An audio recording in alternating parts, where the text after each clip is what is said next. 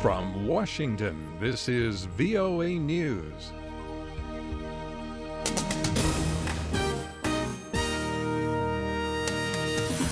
I'm Dave DeForest reporting. A large explosion rips through the main square in Ankara. The blast Sunday in Turkey killed at least 34 people and wounded more than 100. Officials said the blast occurred in a square, a key shopping and transportation hub near foreign embassies. The Turkish government says the attack was carried out by a Syrian man with links to Kurdish militia groups. 6 gunmen killed 14 civilians and 2 soldiers in an attack Sunday on 3 hotels in the Ivory Coast beach resort of Grand-Bassam. The Islamist organization al-Qaeda in the Islamic Maghreb claimed to be behind the attack. Emilie Iob reports. Around midday local time on Sunday, 6 gunmen stormed the hotel and a nearby beach here in the seaside town of Grand-Bassam, Ivory Coast. Witness Jean-Baptiste Begré works at a hotel next to where the shooting took place. They heard gunshots, he says, and first thought it was firecrackers. When they got closer to see what was happening, they saw a man wearing fatigues, a flak jacket, and carrying an AK-47. He shot it down and then started to shoot at people, children, women, everybody. The death toll is 14 civilians as well as 2 members of the security forces, while 22 people were wounded. Emilie Iob in Grand-Bassam.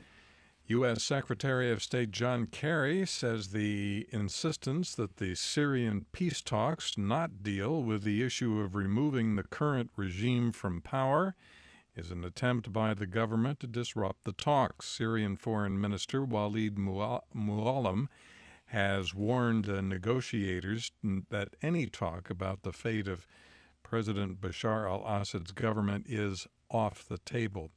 The top U.S. diplomat says violence in Syria has been reduced by 80 to 90% since the cessation of hostilities began 2 weeks ago. This is VOA News. French aviation investigators say the co-pilot of the Germanwings jetliner who crashed the plane in the French Alps last year had been referred to a psychiatric clinic just 2 weeks before the crash. All 150 people on board the plane were killed. The French agency responsible for safety investigations found the 27-year-old Andreas Lubitz had consulted several doctors about ongoing psychological issues. None of those doctors reported Lubitz's condition to aviation authorities or officials at Germanwings. Political rivals of Donald Trump, the leading U.S. Republican presidential contender, are blaming him for sowing the seeds of anger that has erupted in violent confrontations at his political rallies in the last few days. Fights and pushing and shoving have broken out between his supporters and protesters at rallies in several states. Trump blames the violence on his opponents and complained of media bias. You hear about one in particular, vicious, swinging. Well, guess what happened? Our people started swinging back. The next day, we were the bad ones, and it was like this innocent guy, and I was standing up here watching. He had a voice like Pavarotti, but he was hitting people.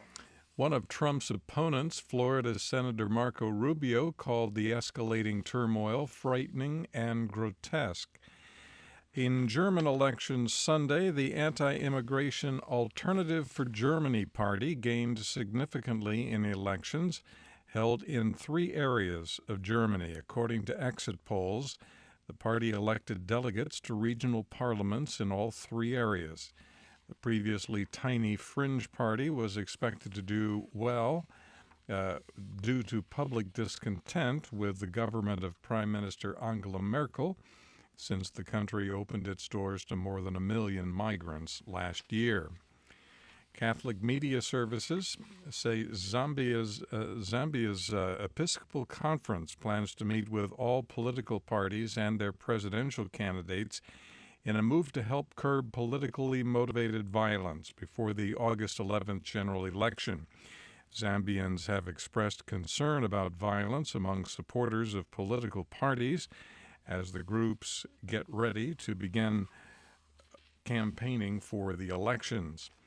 The United Nations mission says a Chadian peacekeeper shot and killed 2 colleagues in an attack in northern Mali.